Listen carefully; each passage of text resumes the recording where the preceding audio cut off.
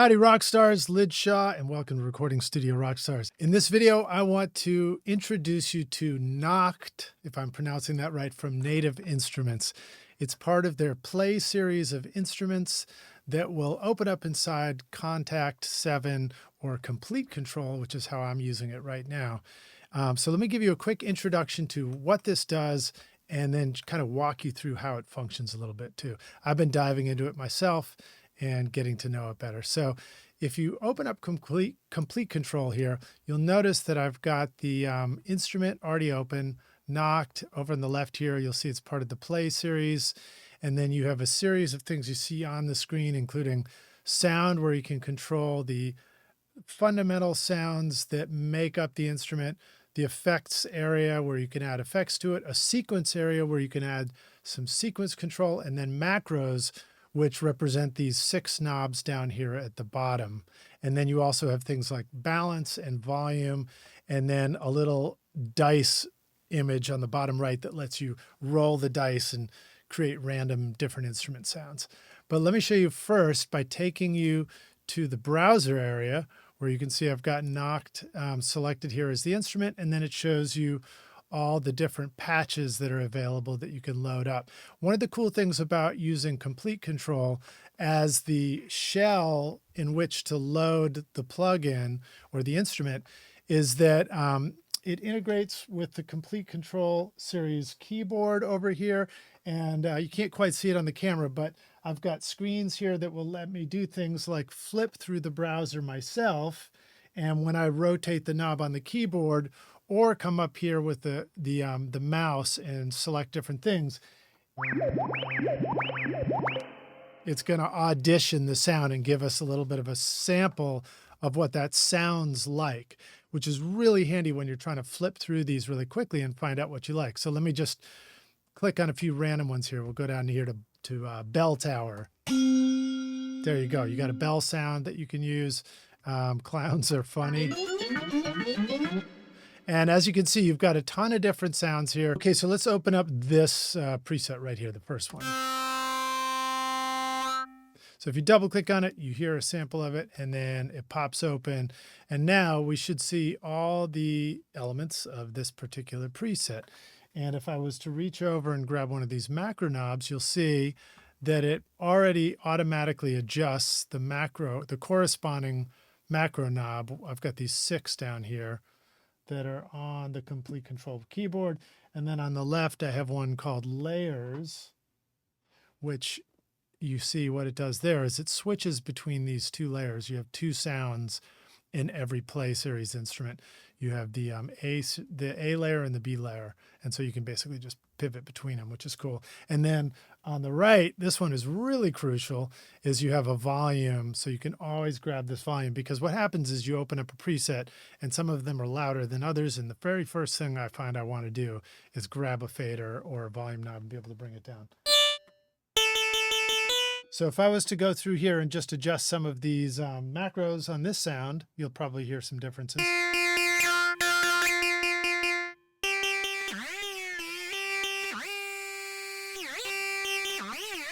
Pretty cool.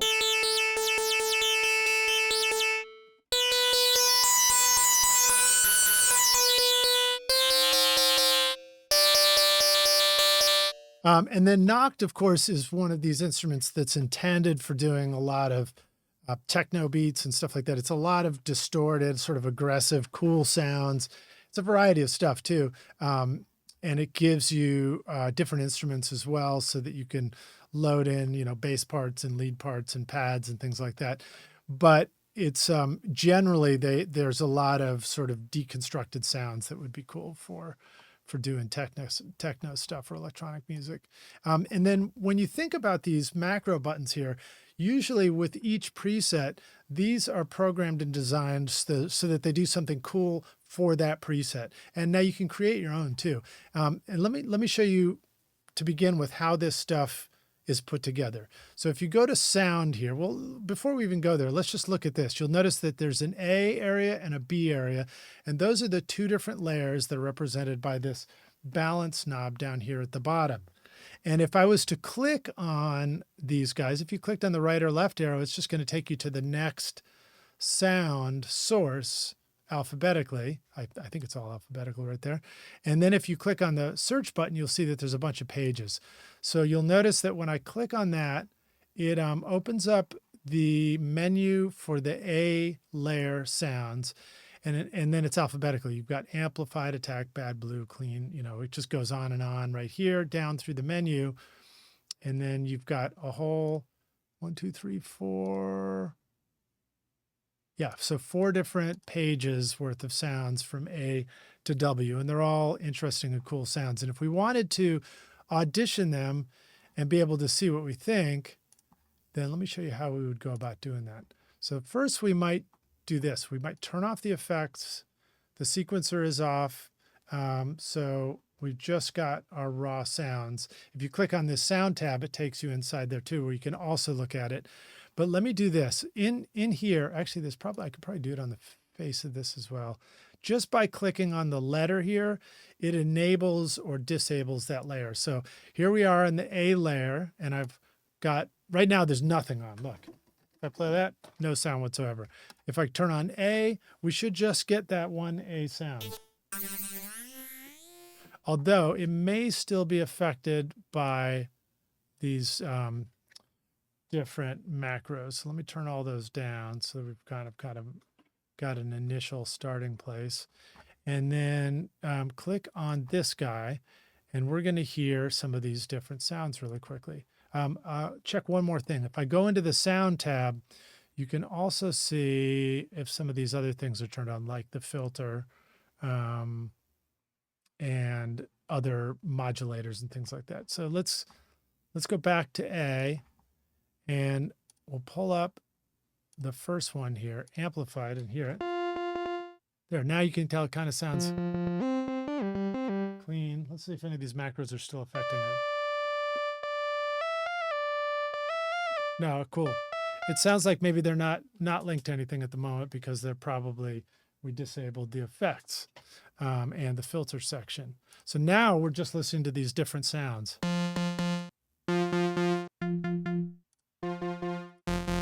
And as you can hear, these are all source samples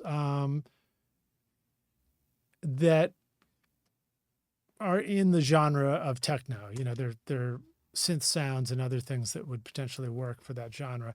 And that's the way they tend to assemble the play series over at Native Instruments. Once you understand this basic outline of how this thing goes together, then it'll allow you to go in and adjust any of the play series instruments because they all function on this same basic architecture of a player. But you can kind of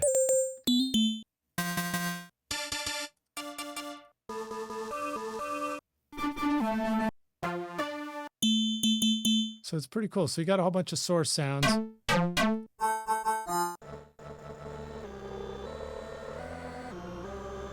That are pretty cool. And then you can go in and let's say we liked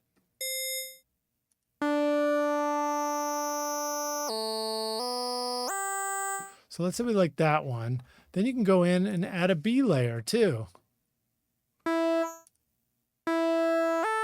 Okay, let me see. It's probably still off. So if I turn this on, now we have Boston Sweep and Deep Throat. And then this balance knob is going to let us switch between the two. And I can do it from over here on the keyboard too.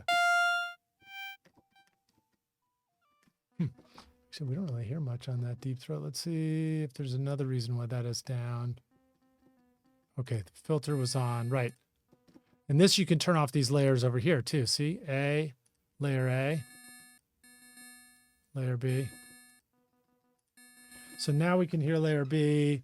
It's not being affected as far as I can tell. So now if we do the layers, but you can also tell that the layer B is a lot quieter than the layer A. So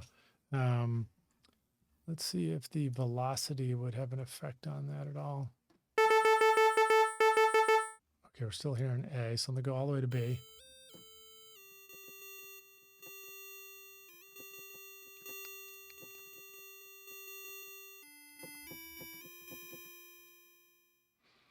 Well, you have different things here like the volume of B. So we can bring it up there. And then right next to the volume, I know I'm kind of jumping around on some of these descriptions, but just sort of talking about them as we see them.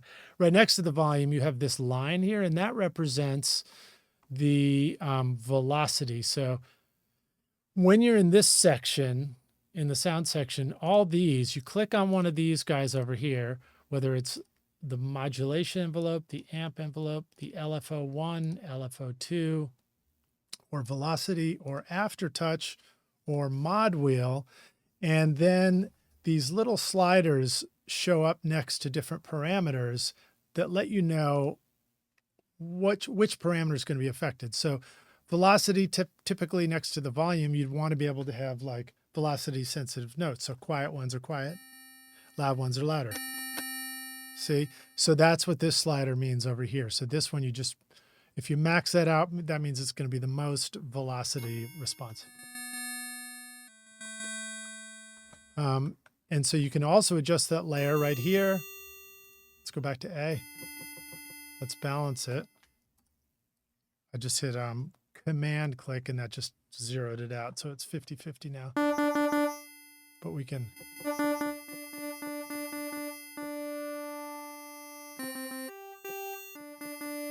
But interesting that you could adjust the velocity separately between the layers. So you could have one layer that's kind of a steady tone, and then the other one is more velocity sensitive, and maybe it's got an attacked sound, so it sounds like a plucking string or something. You know, you can get kind of creative with it. And then you've got this one over here is interesting. This says a little keyboard icon. This essentially says, do you want the note to follow, for that layer sound to follow the keyboard, or do you want it to always just be middle C every time you hit it on any point? You hear how it's like B is following the keys, but A is staying on the same note. So that could be really hip for certain things, or maybe you've got drum sounds where you don't really want it to change, or you want the attacks to stay the same, but the sustain of the note to change with the pitch.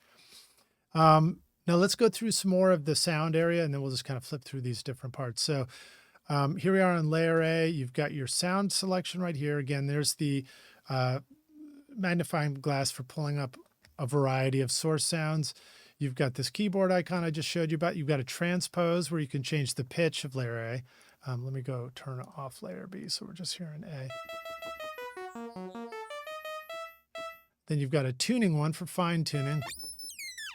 Actually, that's not fine. That's pretty maxed out, huh? And then you've got pan. So you can pan, you could have, you know, A on one side, B on the other, for example. Then you get your volume. You've got your position, which this is all relative to wavetable stuff. So let's try the position adjust. So that is adjusting, I think, the start position of where that sound source wave is coming in. And if we were to turn this off, you can see the source wave right here. So when you adjust that position, it's going to start it later in the wave, I think. I think that's how that's working. So then let's go back over here. Then you've got form.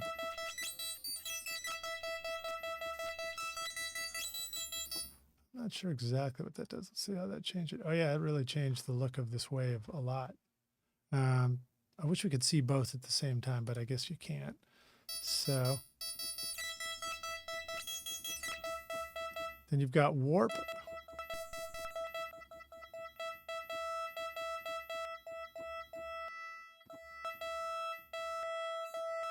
And interesting. So those will warp the sound in different ways in harmonic. That plays, that's like a detune. Basically, it's a layered frequency, which you can turn on and off. So if you want to have a secondary tone that is slightly out of tune, you can get into other, you know, freaked out sounds that way. And again, you can turn that on and off here. And this is all just for the A layer right now. And then you come down to filter. It's classic subtractive synthesis filter. So you've got a cutoff. You've got resonance.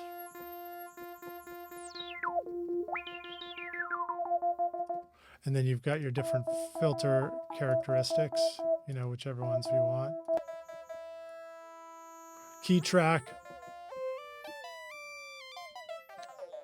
That would be whether or not the filter is tracking with the keys. So lower notes would have more filtering, I think, and higher notes would open up a little more. And then gain. So basically, sometimes the filter will actually kill the gain of a sound. And so this is like, think about this like a makeup gain. So you can filter it down, it gets quieter, then you can gain it back up. And then you come over here to the LFO section, and you've got your different waveforms. And if you click and hold on this, you can scroll up through them. So these are different low frequency oscillators. You know, this would be for obvious things would be vibrato or tremolo on a sound. And then you can assign those over here. So if you click on LFO1, it shows you, basically this shows you, here's LFO1 in the middle. You've selected a sine waveform. The rate is, you know, do you want it to, this is the cycles per second, hertz, of how many times it's going to go. So, you know, this would be, you know, 1, wherever that is, 1.1 cycles per second, or very fast. 213 is actually up in the audible range. So once you get down below, you know, 20, that's sub audible. So I guess when you get up into this higher range, it's almost like frequency modulation a little bit, FM synthesis. And then what's this? Fade in. Oh, this is like how fast do you want to, what is that? Fade in. I guess that's just when do you want this LFO to start happening. Although you also have this modulation envelope, which would be the similar thing, I would think, where when you hit a note, the envelope opens up and it brings in the modulation.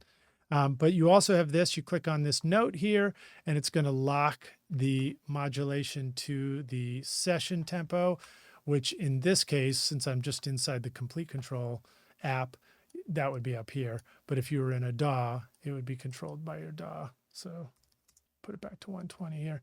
So you can either do it by selecting the frequency or do it by here and then just select, you know, what the rhythm is. And then you have another one for LFO2. If you go to LFO1 here again, this controls the LFO, and then you'll see the, oops, I turned it off. There we go. So you turn it back on and you see these little dashes, and what that is what things it's going to affect. So if I turn this up, it's going to affect the tuning of the note, and you really hear it there, right? And if I bring the rate down,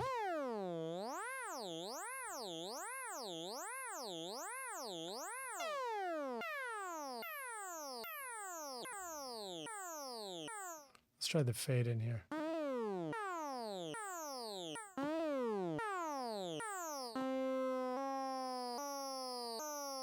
There you hear us. So you can hear it affecting there. Oh,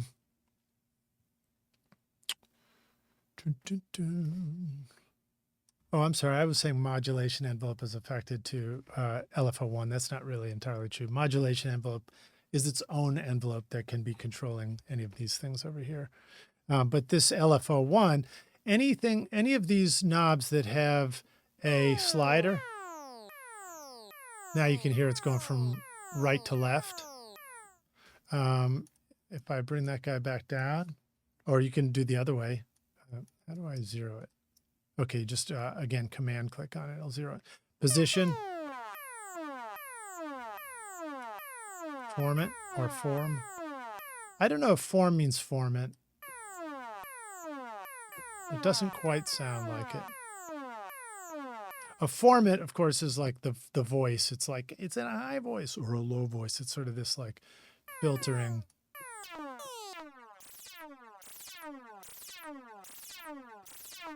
All right, and then you've got a filter here too. So the LFO can affect the filter.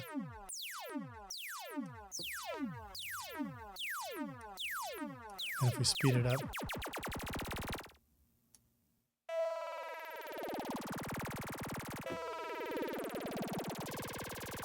So it's pretty cool. You can start building your own sounds by messing with all these things.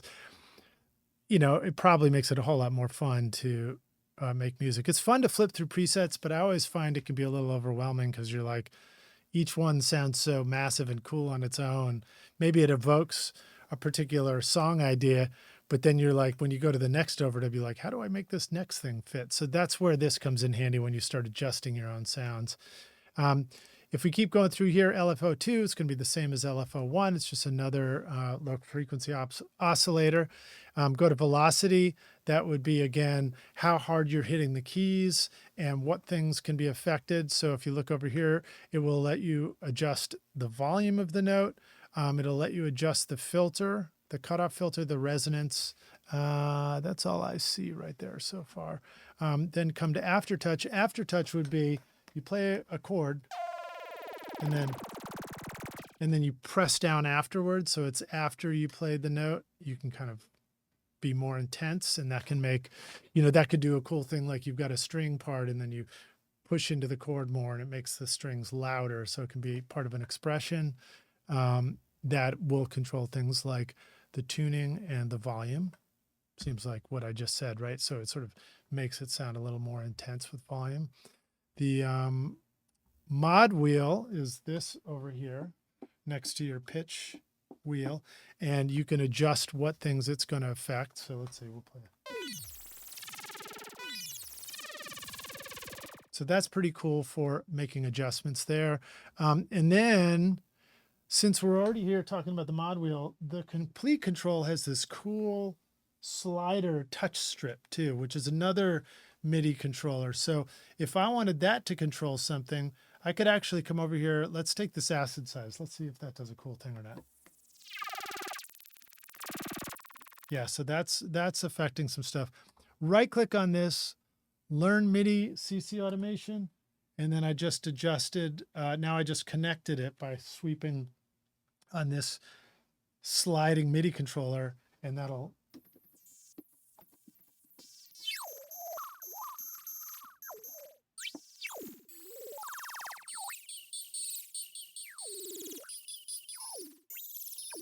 So anyway, you know, you can kind of set up your own controllers. Maybe you're working on a sound and you just want it to be a little bit more expressive. So if you can figure out which parameter you wish you could have a little more control over, just throw it down to that controller and keep moving. Then if you came down to the B section, you're going to see it's got all the same stuff for the other sound. And if you decide, you know what, I just want to make one adjustment and have it affect both of these sounds, click on this link. And it's going to link the A and the B stuff. Actually, they're not linked at the moment, so I wonder what happens if I click on this. A.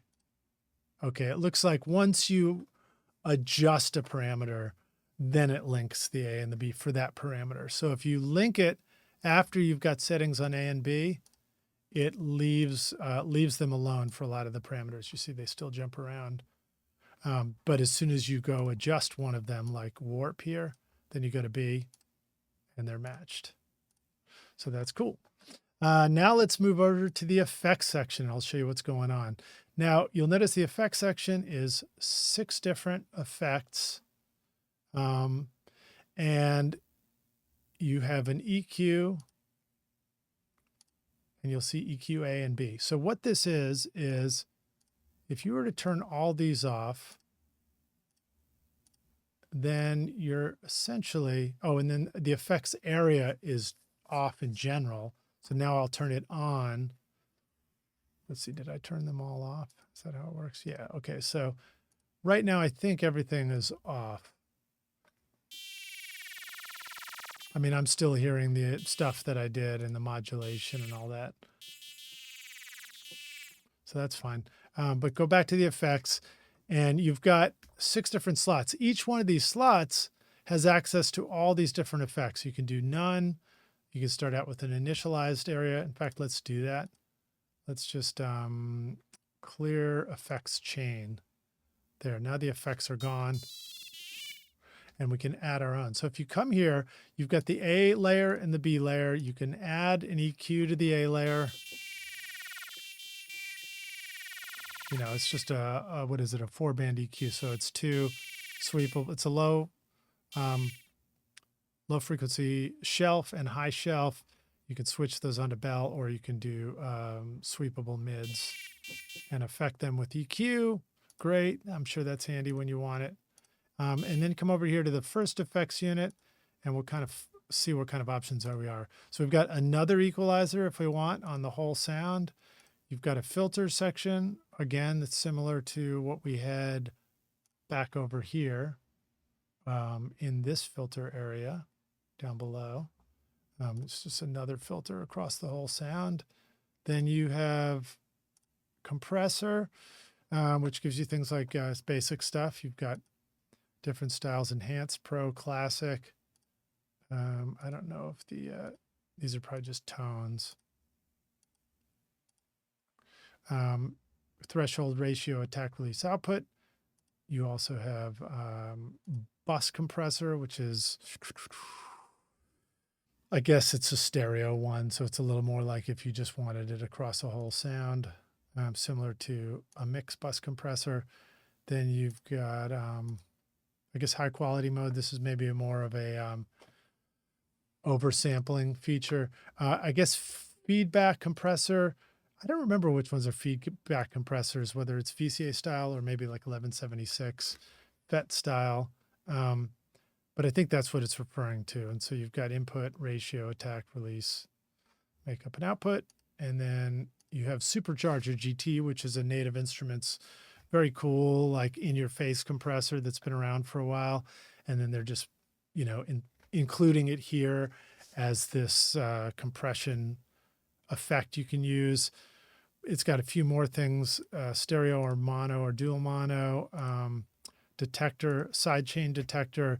You've got your input saturation, so you can adjust things and make it a little bit crunchier, and character, along with your compression, your attack and release, your compression ratio. No, that's amount of compression, I guess. And then you've got a mix knob as well. So that's just a cool one. I've used it on a bunch of stuff. Then you have a transient, which gives you attack and sustain settings, a limiter, a maximizer. Then you get into some of the effects, the basic effects. At least that's on this first one. Let's see what we get to on these other guys. Yeah, it looks like more of the same. Okay, so Crybaby is like a Crybaby pedal here.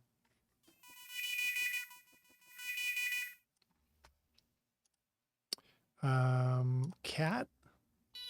This might be, is this like a distortion or what is this?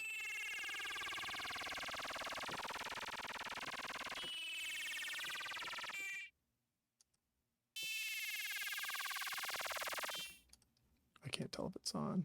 Okay, it was off. That's a little bit of a bummer. If you've selected it, you can't actually see the red knob to see if it's on or not.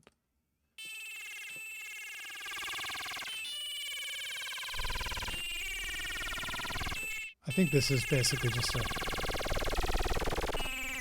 it's like a fattener pedal. Then we've got the DS1. These are more sort of distortion, fattening things, screamer.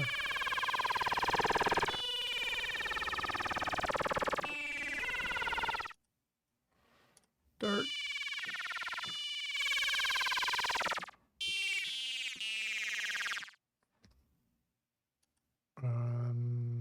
Distortion. So these are all a variety of distortions that you can use. Saturation. Probably more like a tape. Oh, and then there's tape.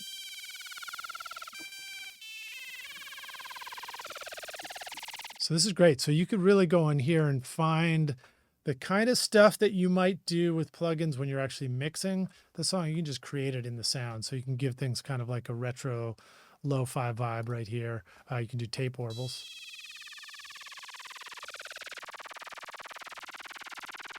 Of course, my sound is so wacky right now. It's a little hard to hear what it's doing. Then let me see. Let me see if we get, I'm trying to remember where we get our, oh, I just wasn't going down low enough. My bad. Sorry.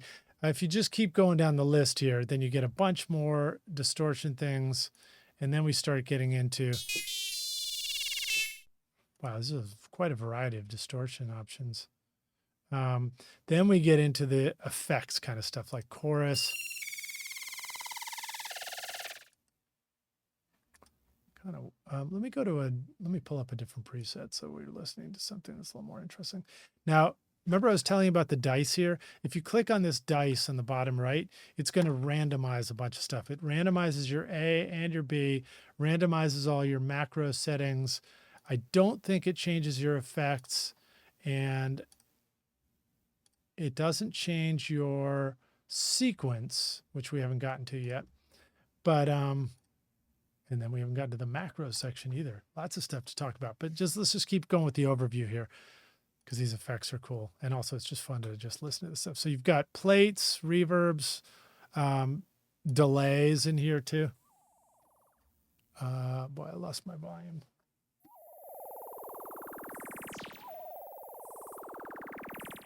Got pretty quiet. So let me go with a different sound.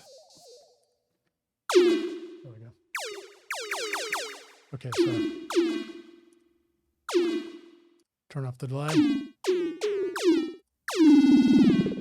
Here how we get that nice stereo delay. So this is where you would find all your effects like reverbs and distortions and delays. Let's see what else. Vibrato, chorus.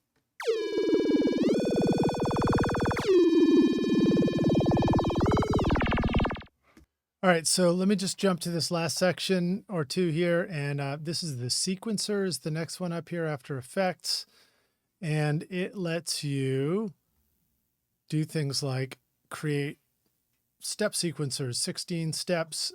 You've got a pitch area here where you can adjust the pitch of a sound, and then velocity. And those will apply to your A and B sound. So it's basically, it's as if this was affecting the MIDI going into the instrument and playing these sounds. And then turn on the sequencer.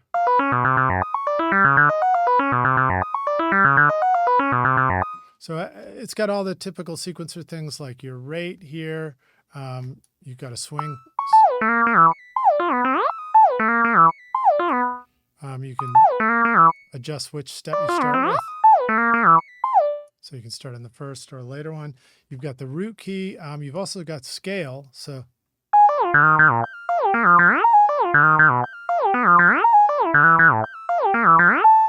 you can stick to a particular scale if you want. And the root key.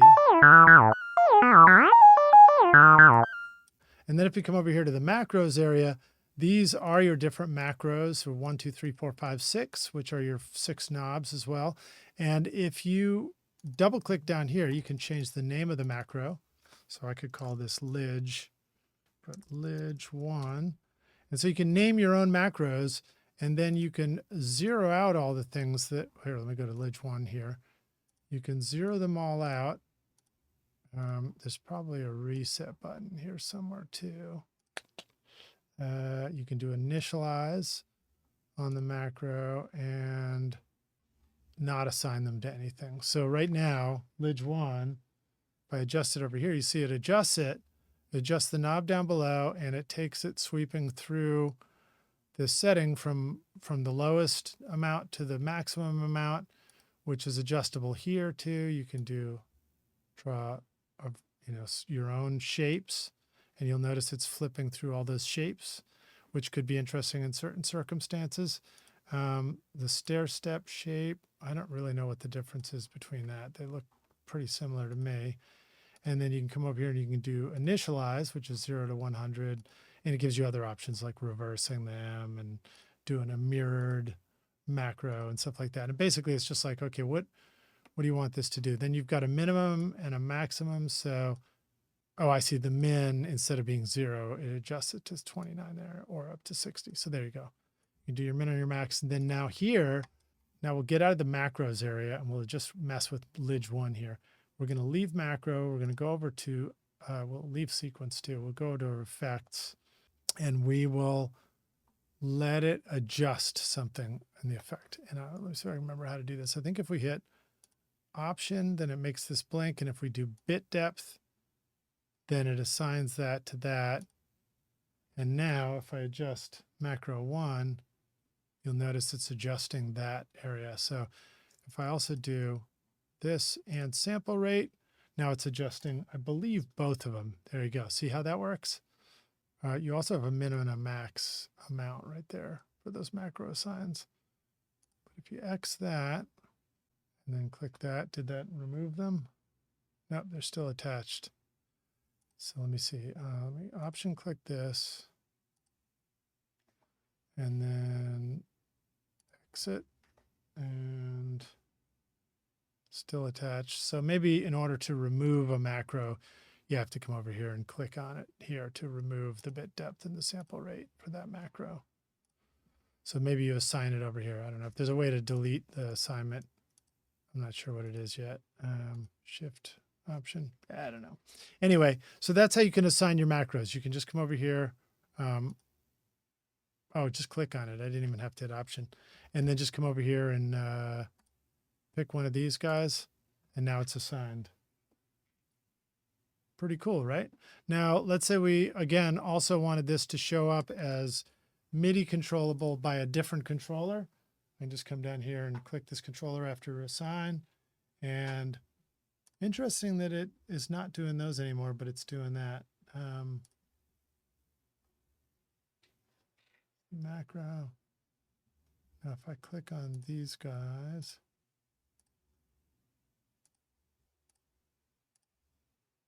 now it's doing all three. And this guy is also doing all three. So that gives you a lot of control over how you want to do the sounds. Let me see if there's anything else I wanted to show you about pulling up presets or anything. In the effects area, you can actually, because as you could tell when I was messing with this, it gets a little bit complex in the effects area. So you may have your own effects chains you want to do, and you can save the effects unit preset, which would be this unit, or this whole effects chain preset, and then load them back later. So maybe you've got an effects chain that everything's routed and it's going to the macros and stuff like that. I don't remember if the macros will follow that or not. They might. Let's see what happens if we do an effects chain, save effects chain preset. We'll call this Lidge 1. And then let me get rid of some stuff, or let me just switch some things out.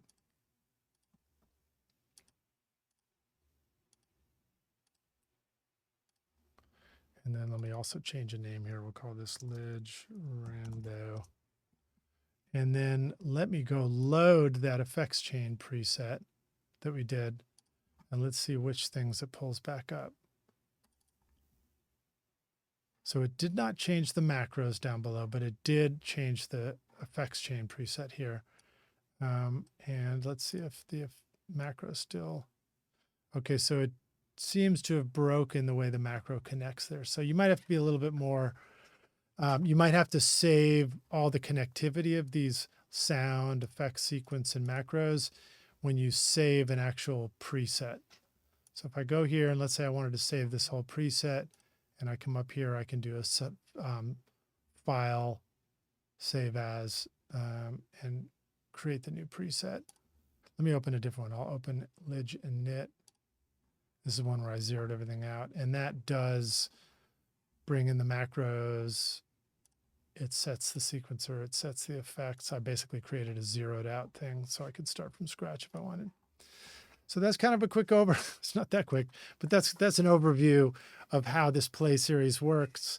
It's an overview of Nacht, give you a little bit of an insight into what kind of sounds you can create there. And just to give you some information on how you can use the play series, any of the instruments from Native Instruments, and get in there and start controlling things and manipulating them when you're working on it. The Nacht is available now at Native Instruments. You can go pick that up. If you want to check out Nacht or any of the play series, or in fact anything from Native Instruments or Isotope, you can feel free to use my special discount code ROCK10, which will get you an additional 10% off for anybody here at Recording Studio Rockstars. So hope you enjoyed this video.